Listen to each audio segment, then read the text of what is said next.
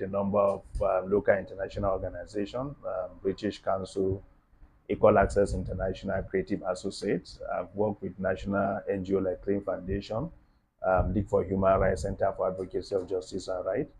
I give attention to issue of security, governance, budget tracking, and today a member of the governing council of the University of Jos and also the global president of the University of Jos Alumni Association. Yeah, that one of the roles and responsibilities of the civil society include watchdog and accountability, monitoring government human rights treaty. Civil society in Nigeria so far, have they been able to key in into this their constitutional rules? Well, the democracy we're enjoying today, the freedom of association, freedom of movement, the whistleblowing policy of government, fighting corruption, protecting the rights of ethnic and religious minority group, includes gender inclusion, minority rights, and persons with disability.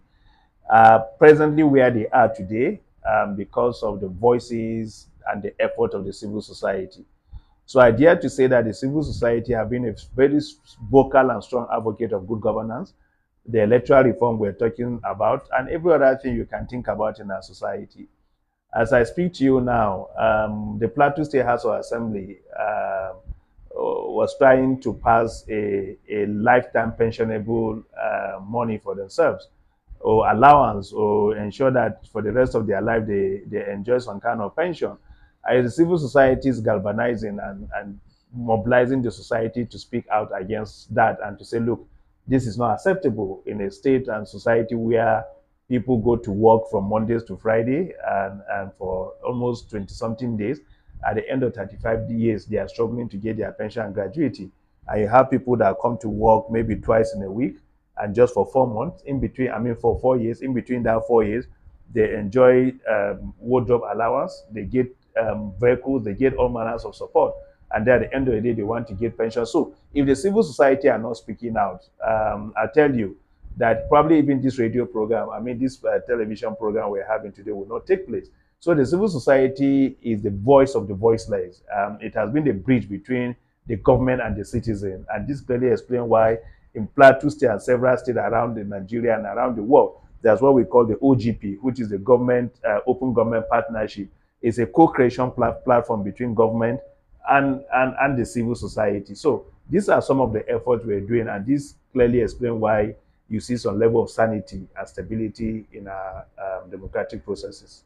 Yeah, as you have spoken so much on this, sir, but there is the school of thought that have also argued that the civil society has been compromised. What is your take on that? Well, in Some of them have been compromised. well, if we talk about civil society, it's a broad-based organization. And the civil society, everybody can wake up and say, I'm a member of the civil society because you're a member of the society, actually. There's a huge difference between civil society and NGO. And so, religious-based organization, social organization, Market Women Association, Nigeria Union of Road Transport Workers, NUJ, Labor Union, NBA, all are broad names for civil society. But when you go in, there are specific do's and don'ts for every organization. And so even government officials have established their own NGO. Government have its own NGO that government officials sponsor and they need them from time to time to talk. So it's possible that those that have been created for certain purpose are doing what they are doing. But I know that for every one bad NGO, one CSO in quote that is doing bad, there are 1,000 others that are providing services for the people. And seated here, I can give you a long list of NGOs that are ensuring that we have peace in our community, those that are speaking for security, those that are speaking for women and persons with disability, those that are providing services for IDPs, water in communities, and all of this. So we cannot waive those ones because of one or two NGOs that or CSO that have support from certain quarters that we don't even know and are doing what they want to do, and then use that as a yardstick for measurement. I think the CSO is doing pretty well, and they will continue to serve the society. Yeah, as yeah, our electoral reforms have gone through various forms of metamorphosis, and the electoral system and the voting pattern in Nigeria, a lot of people, the electorate, we have seen situations whereby very few persons have shown interest. And despite people collecting their voters' card and whatsoever, the civil society is supposed to mobilize citizens, empowering others to participate actively. Do you think, how will you rate the civil society in terms of citizen mobilization? Well, it's not really the responsibility of civil society to mobilize people to vote. We're only doing because there are gaps. Remember, the National Orientation Agency is there. It's saddled with responsibility of creating awareness around government policies, citizen participation, and all of this. The political parties themselves are the major beneficiaries of politics. And so it's their responsibility to mobilize people to go get their card to vote, and then partially INEC. But because all of these agencies don't do their work well, or they don't have funding, or they are too busy, that's why the civil society is intervening to create awareness around civic education, political awareness, electoral processes, and all of this. And this is because we think that people should go out and vote and be allowed to vote and be voted for. Because we think that that's the best way that we have at the moment in which people can aspire and get into political offices, which explains why we're spending so much to do that. But it's a collective responsibility of everybody, because whether you're a religious leader or not, community leader or not, you should encourage your citizens, your community members, your family members to go get their voters card. When you get your voters card, go vote, because that's the only way you can either keep a government that is performing or replace a government that is underperforming. And I think this is a collective responsibility that we all need to do, and we all need to participate and ensure that we're getting everybody on board. And because if we don't involve ourselves in politics, then we keep saying politics for bad people, we keep saying this, keep saying that, and then you have some small set of people taking far-reaching decisions that affect you and I every day. And so it's for our own good for all of us to pay attention to political happenings, not only during the general election, even party primaries. Who are they presenting? Who are those people that will emerge? Because if the parties decide to present the worst of them, it means that we have to vote for one of the worst of them. But if we force the primary to present the best out of the people that they have, it means that we're going to get a very productive system and a very responsive system, and a system that will bring about good governance. Yeah, sir, thank you very much. This brings us to the very national issues of state policing. What, from your own perspective, do you think the civil society is being carried along in terms of this bill that is being on state policing? No, of course, the civil society has been part and parcel of a lot of this conversation at various levels, long before we get to where we are. And we'll be making our own input. We'll be raising suggestions where necessary. We'll raise concerns where necessary. And we hope that other critical stakeholders are paying attention to what we're saying, and we're all on the same page. But let me quickly say something. I know people have argued that the reason why they want police, state police, is because probably they will send somebody from Obomosho to come to Jos, and the person does not know the news and crime of Jos. So if there are crime and criminality, a person cannot respond. But I want to quickly say that is not true. That 60 to 70% of police officers in a particular state are either members of that, indigenous to that state, or they are citizen or indigenous to states in that geographical area. And so if you go to Plateau State Command, for example, or Nasarawa Command, you're likely to see more Nasarawa indigenes there, or you're going to see people from Benue, Kogi, Plateau, Niger, or all of these neighboring states as there. Is only when you come to the CP, GCP, Assistant Commissioner, probably you're going to get people from other parts of the country. But having said that, the major argument is the fact that as of today, the federal police is not able to meet the needs of every citizen in terms of security. And this is why people are now saying, look, can we try state police? Because on record, a lot of state governors are the ones bankrolling state police. I mean, police in their state, supporting them with fuel, vehicle, and a number of other things to keep them going. So we think that the state police will create job opportunity, definitely. It will help people take ownership of their security. And hopefully, if we're able to get it right, it will reduce the number of crime and criminalities that we see across the state. But when you look at the law of this, the issue of the state police, the law is saying that instead of the police to be on exclusive list, now it's going to be on concurrent list, meaning that both the state and the federal government will have a say on certain level of security. And so while the state will handle day-to-day crime, the federal police will handle issue of terrorism and cyber crime. So these are clear demarcation, and the law states several other things that will help make the state police arrangement better than what the fear that people have. So I'm just trying to give a balance to all of these arguments so that people will understand how we got to where we are, and then people can now start interrogating the process to ensure that the errors and the mistakes associated with the federal police does not repeat itself again with the state police. Yeah, thank you very much. In terms of synergy between civil society and the present political dispensation in Nigeria, do you think there is a harmonious relationship? Well, yes, no, it depends on what we want to define. The civil society is not here to be friend to every government.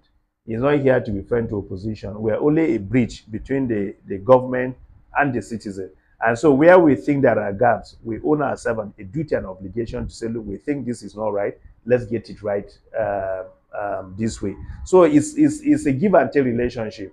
And so we are not there because we want to make anybody happy. We are only there to ensure that the system is working. So where we have a common ground, we work together. Where we disagree on principle, on reality, on governance issue. And so for me, I think that is how the relationship is defined. Because we don't want a relationship where we're not able to tell truth to power. And so we leave it at that to say, look, this relationship to the extent that you respect what we're bringing to the table, we respect what you're doing, and we try to see how do the common men and women benefit from the Nigeria state. Yeah, let's have a little paradigm shift from this whole idea of civil society and government. So you are holding a very big office as a global president of informed you're accepting that honorable position. The Alumni Association has been existing for 40 years. I'm the ninth president, even though it's during my tenure that the global was added, because now we have association in the UK, we have in US and a number of other countries. I've always believed that we all should be available to serve. We all should make inputs to happenings around us. And where we have opportunity to change the narrative, we should gladly accept that responsibility and do it. And I think that's the only motivation I have, that I think the Alumni Association can be better than what it was before we came on board. And we've seen how Alumni Association in other parts of the world have provided almost 60% of grants and funding for for their alma mater or support the university. And I think that University of Jos is in position to do the same. And so since we came on board, we've been very intentional in terms of giving back to the university. We've been very intentional in terms of identifying where graduates of the university are, so that they can all come back and give to their faculty, to their department, to their hostel, and to the university as a whole. The university needs each and every one of us, and I'm happy to say that we're getting quite a good response from a lot of graduates of the university that are coming back to donate one thing or the other, or to rebuild, or to make contribution, or for mentorship. And I think this is exactly what an alumni association should be doing, giving back to the university, and I'm happy we're doing just that. Yeah, what defines every leadership is vision. Even the Holy Book admonishes that without vision, the people perish. What will you say is your vision since you began to host well this? Well, my vision is to ensure that the Alumni Association is working closely with the university for the general good of the university and those that are in the school. And the vision is to see an alumni association that is able to promote the image of the university in a positive light. We're able to contribute to grants and researches. We're able to contribute to the ranking of the university. We're able to make the university a first-class university, not only in Nigeria, in Africa, but around the world. Because if all of us come back and give back, the system will function better. And this is exactly what we're doing. Since we came on board, we've supported with borehole in village hostel. We've donated laptops. We've donated PA system. You know, we participated actively in the 50th anniversary. We participated actively in the Nuga game. And as I speak to you now, we're working with the university to ensure that we automate our transcript so that wherever you are around the world, you can access your transcript. So these are some of the vision we had, and this is directly implementing that vision and making it a reality. So we're moving the vision from just an imagination to reality to say that, look, between now and end of our tenure, we're able to achieve working with. And if you travel around now, you're likely to see a number of persons wear University of Jos t-shirts, Great Josite, Proud Josite, and all of this. We have stickers, we have banneret, we have flyers. So we're doing that to ensure that everybody is proud of the university, and we're changing that narrative. Yeah, as recently we had you see uh, your ESCO try to come up with is it his national secretariat or something. Can you briefly tell our global audience what that project is all about? Well, it's quite embarrassing that 40 years down the line, the University of Jos Alumni Association does not have a befitting secretariat. We only have a small office in the alumni relations where we're using. And so if you go to Josites have donated 6,000 blocks. Some other persons, even this morning, someone just sent in 10 bags of cement. People are sending in their widow's mite, and we're gradually getting there. So we hope that when we're able to build that secretariat, it will provide um, office spaces for the Alumni Association ESCO members. It will provide shops and office spaces for people that want to rent. It will provide where students can come and do photocopy or relax. It will provide space where alumni members can come to benefit from, sitting while waiting for their transcript or doing other things at university. So we're building an edifice that will reflect who we are, and we'll be able to tell the history of the university. We're going to have a shop where souvenirs are going to be sold. So when you come to the university, you can pick one souvenir, show your children, look, this is the school that I went through, and talk about the rich culture of the university. So this is the effort we're making now. Yeah, yeah, sir. You said so much. You nailed the wood on the head. In terms of galvanizing alumnus of this university, one of them is the present INEC chair, and so many of that in different parts of the world. Including the INEC chairman. We are in touch with as many of them as possible, and we're trying to reach out to several others, including those in the National Assembly. The list is endless. We have several of them outside the country. The VC of Nasarawa State University is a Josite. That of ATB Bauchi is a Josite. We have judges that are Josite and all of this. So we're doing our best to reach out to them, and we will reach out to them. It's a large community.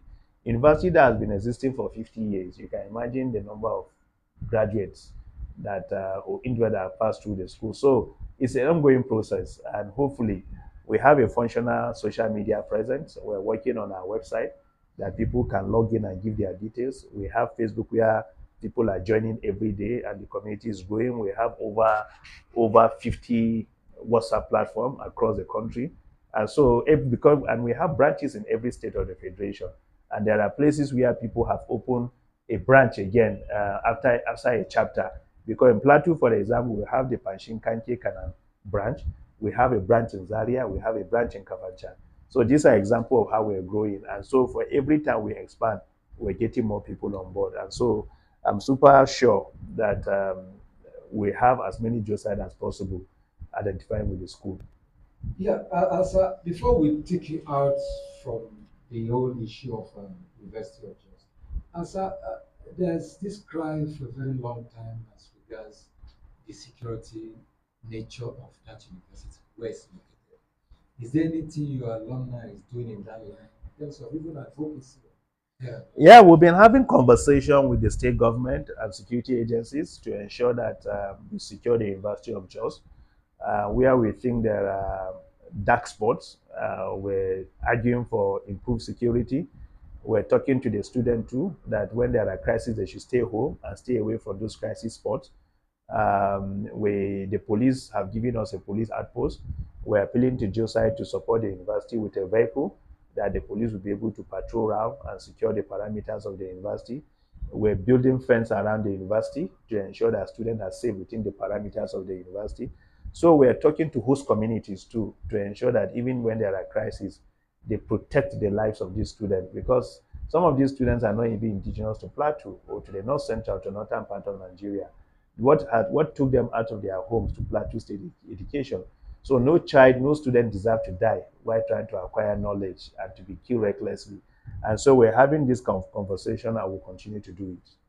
Yeah, thank you very much. So as we begin to round up, uh, you are not isolated from the political happenings in Nigeria. 2027 is far to come. How will you rate this present administration in terms of democracy, good governance, Well, I think from the objective and civil society angle? Well, I think we are all worried about the spread of insecurity in the country. Just 2 days ago, the pupils and students of about three schools in Oyo were released after about 50 days in captivity. There are communities in Zamfara area, Katsina area, and other places where um, people cannot go to farm, people are not sleeping well, where there is little presence of governance because bandits and Boko Haram have taken sway and holding those local government to ransom. So when you look at that, definitely we're worried that the security situation is not great and government need to do more. Issue of inflation, subsidy was removed and we thought that the lives of people would be better, but we still see gap in terms of hunger and starvation. So all of these are issues of concern to us and we hope that the government will be able to do well. We're looking at the issue of political stability. We're looking at the issue of IDPs returning back to their homes. We're looking at the situation of, I know the government is giving scholarship to students, the NEL fund, but we hope that ASU will be able to stay back in school and provide education through support with government. So the government is not where we want them to be. And this is exactly what I'm trying to say, that they need to do better. Yeah, you have said that you are from Plateau State presently. You talked about the NEL fund coming as the global president of University of Jos alumni. There is this allegations that have been going on that some of these institutions have held those funds. Do we hear of such University of Jos look at such kind of Well, we don't have that in University of Jos at the moment, and we hope we don't. And what we've told students is that if such issues are there, you can cry out, you can speak out. The federal government will not release money, and then the money does not get down to those that need to benefit from it. And I'm not sure any vice chancellor or any school administration will want to dare to tamper with such effort that is made to ensure that people get some level of education, stress-free education. So I think if there are concerns like that, we expect the Federal Ministry of Education, ICPC, ESCC, and others to investigate, and we expect that the student will be able to cry out and point in the direction where such issues are happening so that we can nip it in the bud and ensure that it does not escalate or become the usual. so the local government autonomy was received with a lot of fury. As a civil society person, do you think the government of Plateau State have been able to adhere to the Supreme Court judgment?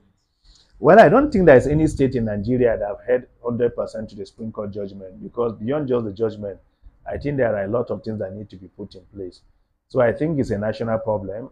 The governors, the president, the National Assembly need to have a sit down and look at the workability of the whole process. And then, of course, we want to see the local government too performing because my major fear is that the little resources that they have, what have they been able to do? Because a lot of these local government are not functioning, they're only functioning on paper. So local government chairmen need to stay in their local government, not in the state capital. There are a lot of things that local government can do that they are not doing, not because they do not have money, but because they are not doing what they need to do. So I hope that as we continue to advocate for 100% autonomy for the local government, they will be able to use that resources for the good of the people in their local government. Thank you. Yeah, as still on the 2027 election, what are you expecting from the INEC, and what are the charge you are giving to the electoral body? So they, Do you have confidence? I like giving people the benefit of doubt. I've not had reason to doubt INEC at the moment, and we hope the essence of the electoral body is to conduct a credible, free, and fair election where people, even when you are defeated, you feel satisfied. And so, what we're urging and requesting INEC to do is to provide that services. Ensure they are an impartial judge, ensure that voting materials get to every location in good time, ensure people that win election are declared as winners. Where there are contestation, they encourage people to go and seek for judgment. And where court have made pronouncement, they abide by such pronouncement. So I think it's a pretty simple forward assignment for INEC, and we hope that they will do it. Yeah, so finally, you are a very popular person. You've been in advocacy for years and you've paid your dues. Uh, Beyond this interview, I had an interface with you concerning some areas we see you. So, do you have the leading or the vision or the idea to go into the lawmaking practice in Nigeria in the nearest future? Well, the truth is that I'm very political. I'm not apolitical. I'm very conscious of my environment and things that political offices can do and do. And I've told people that we all need to be politically aware people, and we need to be politically conscious people. That where we have opportunity to participate in politics, we should. Where we have opportunity to make adjustment, we should. And I know politicians do not trust people like us, but again, we cannot keep saying politics is a dirty game and we refuse to participate. Definitely, in the nearest future, I hope to be an active participant in politics, because we cannot keep sitting by the side and keep shouting about reforms and changes that we can go in and do with the support of others. And there are certain things you cannot do from the outside, you need to do it from the inside. So, not for myself alone, but I think for several other Nigerians that are worried about the current happenings in our country, that we need to all get involved and participate actively so that we're able to see the changes we want to see during our lifetime.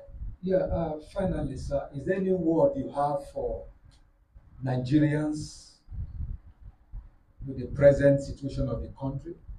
Also, as the global president of University of Just Alumni, just two in one. Well, Nigeria is the only country that we have, as people usually say, we all have a responsibility and we should see ourselves as stakeholders. None of us should think we're a second-class citizen. We need to play active politics. We need to stay active. We need to ensure good governance. We need to speak out when things are wrong. We need to ensure social justice and ensure that government is working for everybody's interest and good. And that I encourage Nigerians to get their voters card, because that voters card will help you decide whether to keep someone or to remove that person. So we must make politicians respect that voters card. And to great Joside, I want to urge every one of them, let's come back and give to our alma mater. And as we start this project of the Alumni Center project, we hope that everyone will contribute his or her own widow's mite to ensure that at the end of the day, we have a befitting secretariat and we're really proud of the institution we've attended like it should be. Thank you. Is there any way people who want to donate for that project? No, of Is course, there any website for every cement, every block, every sand, every iron rod, everything that you want to donate, the site is there. It's just by the permanent. Those who want once to give cash, how do they get No, to the account number is out there. I don't have it in my head, but it's out there. We've distributed the account number. We keep sharing it. And already people are responding. So we keep sharing the account number. We keep talking to people. We're encouraging those that want to give in kind to let us know where the cement are. We'll go and pick it up. Those that want to give in cash, the account number are there, they can transfer. And I just want to say that we're going to be accountable for everything. Every resources that is provided will be accountable for.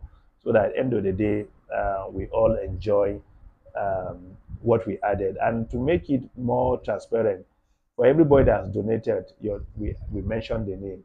And when the building is completed, we're going to list the names of all donors so that generation from now will see people that have made that sacrifice.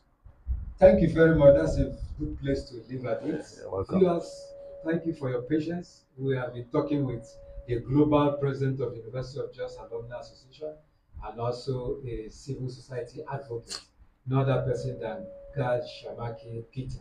It's a pleasure to meet you. The pleasure is mine. God Thank you bless for having me. Amen. Thank you so much. Yeah. We're good? Yeah, we'll take